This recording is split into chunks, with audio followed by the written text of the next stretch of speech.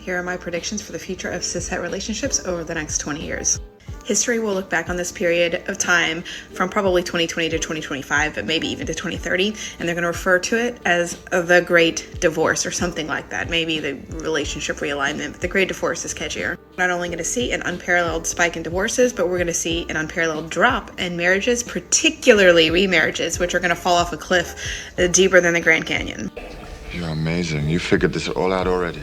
Oh wow, woman. Your brain must be a special kind of yogurt because we already know this. We already know this because we've seen massive spikes in divorce as well as the rising trend of men refusing to get married thanks to the completely backwards family court system that forces men to risk everything they've built for themselves for a legally recognized union that is virtually worthless in the eyes of modern women. Not only do we know this, we've been documenting this relentlessly. But if I didn't know any better, it looks like this idea just hit you like a ton of bricks and you're acting like you're a genius for realizing it. But I hate to break it to you, sister, you are actually one of the last people to realize this. But I guess it's better late than never. Right now, cishet men and women are starting this game of chicken, so to speak. As women are just now contending with their unhappiness in long-term relationships, men are right now doubling down. They're trying to call our bluff. They're trying to say, listen, I hear you asking for something different, but you've always complied in the past. So if we just hold the line, if we hold firm, you'll comply this time as well.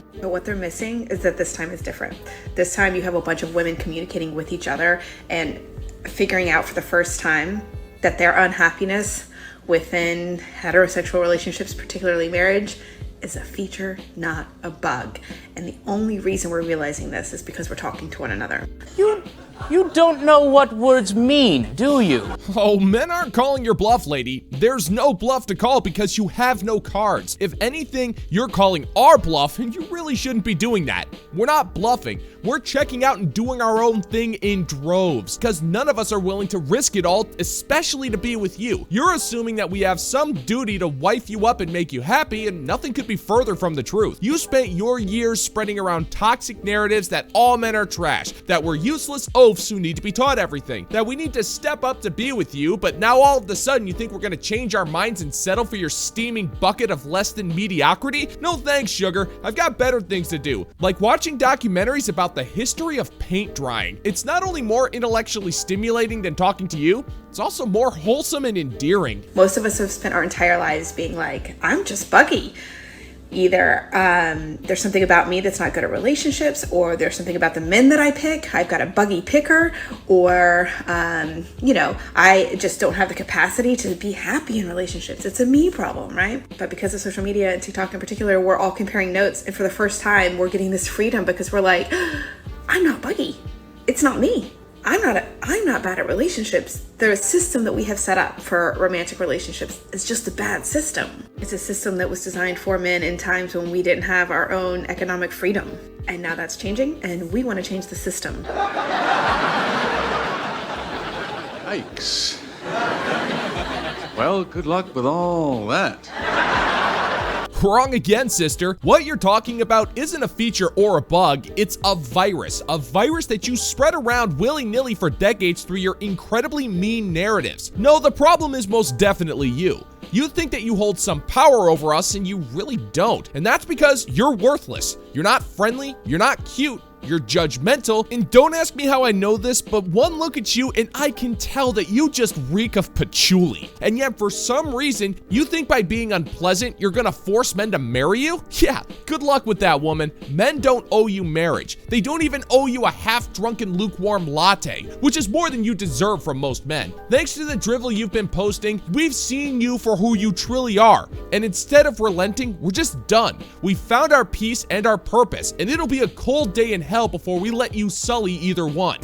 So we're gonna go now, okay? People always get so shocked when I tell them that I would not care if my boyfriend cheated on me. Liar, liar, liar. I wouldn't care one bit. And they're like, what do you mean you wouldn't care? I'm not saying I wouldn't dump him, because I would. He'd be gone, he'd be out. I wouldn't break a sweat. I would not care. I do not care if you cheat on me. Liar, liar, liar. Because when a man cheats on you, or a lady, or a they. It has everything to do with them and absolutely freaking nothing to do with you. Nothing. You could be doing everything right. If a man don't want to be loyal to you, he is not going to be loyal to you. If a man is not ready to settle down, he is not going to settle down. Period. Wow, that's fantastic work, man. You have the wisdom of a 6,000 or 7,000-year-old man. That's fantastic. We don't have to fill up the whole blackboard after all. Well, allow me to set your mind at ease, lady. You are not doing a single thing right. You see, your average man is the kind of guy that just wants to settle down with a friendly lady, and they're not really all that big on cheating. Now, it does happen from time to time, sure, but for the most part, these men hold loyalty as sacred as steaks cooked to medium rare and professional wrestling lore from the mid to late 1990s. But you're not referring to these kinds of men. You're clearly referring to Dr. Pookie McPookerson, PhD, and trust me, woman, he was never your boyfriend. Men like this have the pick of the litter when it comes to women. They may say the words and take you out for tacos every now and again, whatever minimum effort tasks they can do to get you naked in the bedroom. But at no point will the good doctor ever see you as his girlfriend. He sees you as recreational use at best when his roster of 10 nurse chicks are all too busy, which says more about your taste in men than it does about Doc McPookerson's proclivities. And then people are like, you wouldn't be sad? Like, you wouldn't be so depressed? No, I would not. No, I would not. I'd be sad that they betrayed me, especially like, for example, my current partner. We live together now, so that's like a pretty big deal. It's the first time I've ever lived with a guy. But if we're being hella real right now, I know what I bring to the table. I have a great career. I'm low-key kind of cute. I'm funny. Like, I'm genuinely like awesome. So Nobody cares, Sean. Nobody cares. If experience has taught me anything, is that if a woman has to loudly proclaim that she's awesome, then her awesome factor isn't nearly as high as she thinks. And it's amazing to watch modern women completely fail the table question. All of those things you listed off are traits that you find desirable in other men. And because you think you're an accurate representation of the entire race in terms of thinking and attraction, you think men are looking for this as well. And we're not. We never have. Most of us just want someone who's friendly, peaceful, and doesn't get embarrassed on the rare occasion that we want to eat cereal in our pajamas while watching Saturday morning cartoons on our occasional night off. But most modern women fail these basic tests, which is simultaneously shocking and unsurprising, which is in itself impressive in its own right. I welcome it. This person's not gonna be the last person to ever lay eyes on me and fall in love with me. And you gotta live life with that kind of confidence. This man doesn't want to act right for you. Trust me. There are a million other guys out there. Please. I would be so excited if I were you and I just got cheated on. So excited. I'm excited for you. If you just got cheated on, be hyped. Be excited that now you get to find someone that actually cares about you, actually loves you, actually wants to be loyal to you. Whatever. There's so many people out in this world. You're gonna find someone else. Look at you. Look at God. Congratulations on getting cheated on, babe. It's scary.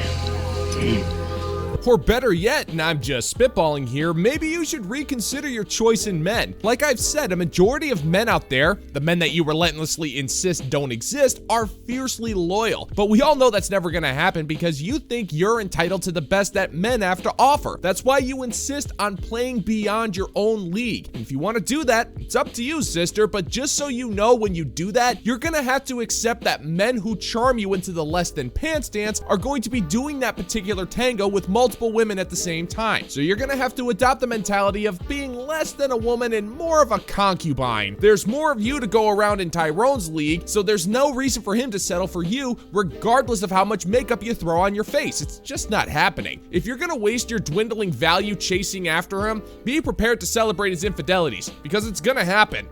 A lot. Good luck.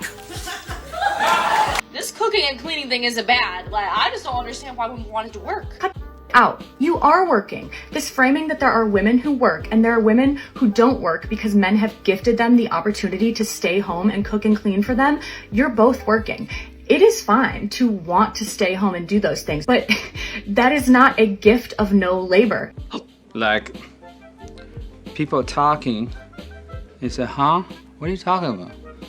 You are both working, and when you're doing it exclusively in the home, you're working with no rights, no protection, no safety net. You're providing services that if you weren't around, that man would have to pay multiple professionals to get, because it's work, it's valuable work. But your job security in doing that is entirely contingent on that man deciding to keep you around. As your youth and your beauty, two things that are very protective of that job security, to a certain point, start to fade.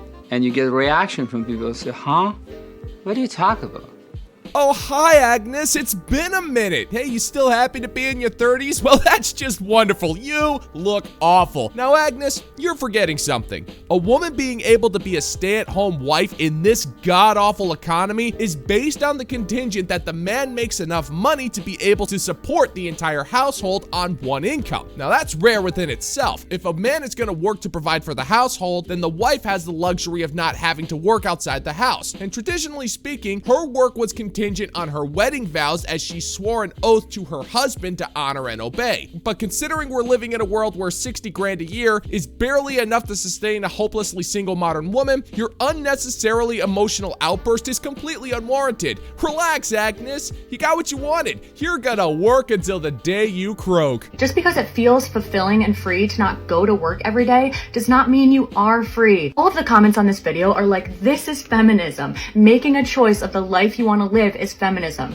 No, feminism is collective liberation for all women. Feminism is women having the resources to not have to depend on men. Feminism is freedom from oppression, and freedom from oppression is having choices. Without money coming in that is yours, if that relationship ends, your job ends. You'll have no money, you'll have no resume, you'll have no references, no roof over your head, no unemployment check, you will have no choices but to find another man to support you. You need to make this man be paying you for the services you're providing as if you had a real job, so that if that marriage ends, you have something to fall back on. Say, if I forgo working outside of the home to stay home and take care of this family, I get this % of everything if we break up. If he says no to some type of agreement like that, then him allowing you to not work is not about letting you have the life that you've always dreamed of. It's about making you dependent on him and exploiting your labor. Oh, really?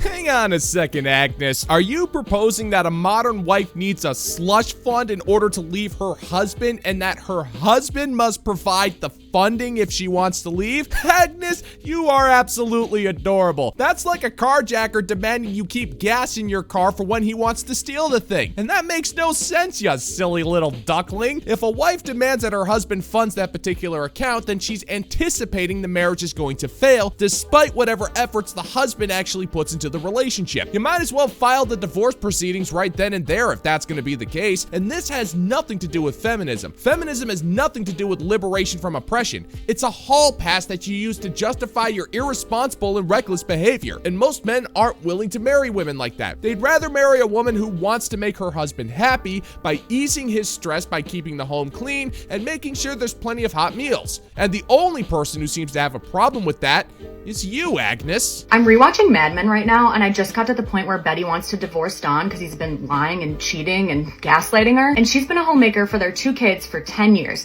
She's also been exploiting the labor of Black women to help her with that, but she has had no work and no money of her own. She goes to a lawyer and she's like, you know, what can I do? And he's like, you should stay married. You'll get no money. He'll probably get the kids because he has all of the resources, and she cannot leave that marriage until she has another man lined up that is willing to fully support her. And she was a rich woman. Her husband was worth millions of dollars, but none of it was hers. And that's the part that you don't see with all these trad wife light videos. It looks lovely and empowering and free to not be some loser feminist who has to go to work until their man changes their mind, or until you change your mind, like, oh my God. And then you will have nothing. He will have all the money you allowed him to make in his career, and he'll get everything he needs from the next woman in line itching to take your place because she was brainwashed by trad wife shit on the internet.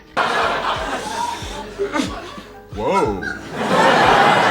Ooh, Agnes, I don't think it's a good idea for you to be referencing period dramas that took place in the mid-1960s as a benchmark for your argument, especially when you consider how divorce laws kinda sorta changed over the last 6 decades. Nowadays, a woman can cheat on her husband, gaslight him, treat him like dirt, and not only divorce him, but she'll get a huge payday and get to keep sole custody of the kids. So with all that being said, let me pose this query to you, Agnes. If a marriage should be dissolved whenever the wife wife decides that she should just change her mind and that the husband should pay for her change in lifestyle, then what's the point of the marriage? Now, I get it. You're bitter that you're not married and living a traditional life and you're past the age of 30.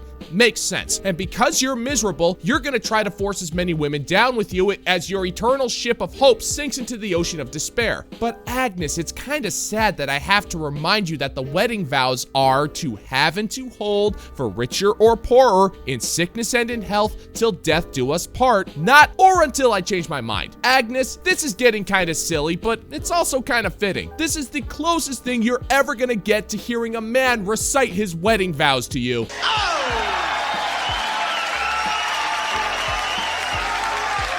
And that is gonna do it for today's video, gentlemen and gents. And as always, if you find that my particular brand of comedy is bringing you to the brink of laughter, then why don't you scroll on down and click that like and subscribe button, ring the notification bell, leave a couple of comments. Let's give the good old-fashioned middle finger to the YouTube algorithm. Keep the faith and all hail, gentlemen and gents, and until next time, peace out, homies.